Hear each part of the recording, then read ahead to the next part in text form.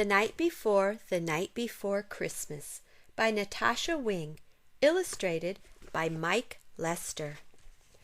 'Twas the night before Christmas, with too much to do. Our tree wasn't up yet, and Mom had the flu. Our cookies were burned, there were presents to wrap.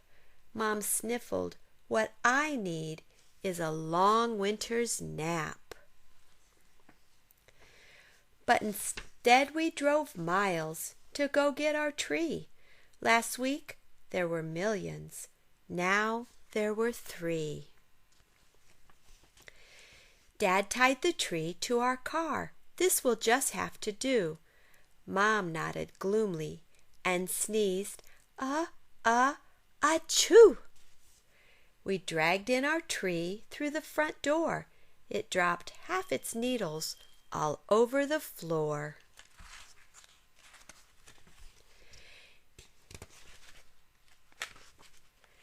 Just then Patrick pointed to something quite shocking. Oh no, there were holes in everyone's stocking. Instead we hung socks by the chimney with care. I hoped that St. Nick would fill up my spare. Things will get better, I thought, as I crawled into bed. Maybe visions of sugar plums will dance in my head. Instead, I lay wondering, gazing up at the moon. What on earth is a sugar plum? Is it a candy or a prune? Early the next morning I woke up from a dream. "Be careful, Harold," I heard my mom scream. Out on the lawn there arose such a clatter. I sprang from my bed to see Dad on a ladder. He was stringing up lights on the rooftop and gutters, outlining the railings, the windows and shutters. When he plugged in the cord, not a single light lit. Did we have extra bulbs? Yes, but none of them fit. So off to the mall our family did drive. When Dad saw the crowds, he gasped, "Sakes alive!" We searched every store. All the lights were sold out. But I found something for Grandpa, Silly Gilly the trout.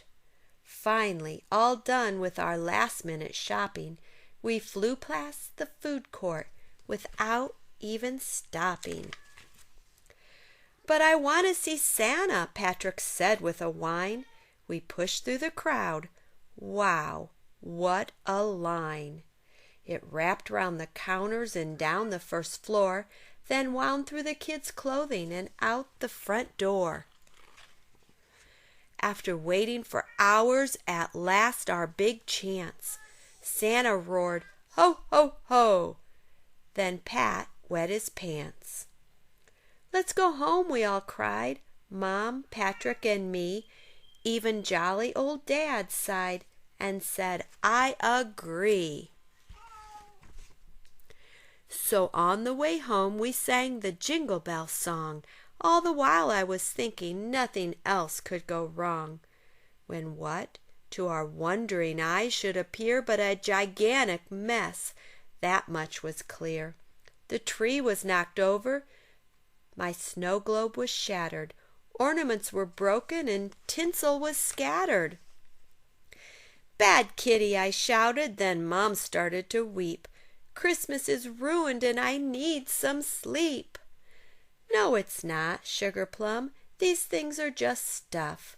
Christmas is about love, and we have quite enough."